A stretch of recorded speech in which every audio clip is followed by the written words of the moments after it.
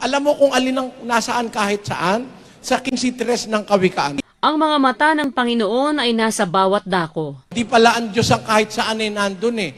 Ang kanyang mga mata, the eyes of the Lord are in every place. The eyes of the Lord. Yung mata ng Diyos, yun ang nasa lahat ng dako. Pero yung Diyos, Ama namin, asan?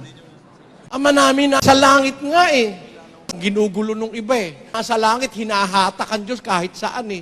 Si Kristo nung nananalangin, tumitingala eh. Our Father, which art in heaven. Where is He? Where is the Father? In heaven. Kahit ano, ipinupukol sa Diyos. Ang Diyos daw kahit saan nandun. Nasa kabaret ang Diyos, nasa CR, nasa ilalim ng Poso Negro. Ganun ba ang Diyos mo? Wala naman delikadesa yung Diyos mo. Ang nasa lahat ng lugar, yung mata niya, He can see everywhere. He can send His eyes everywhere. Pero yung Diyos mismo, His being as God, nasa langit nakaupo yun eh. Kasama si Kristo ron. Basa.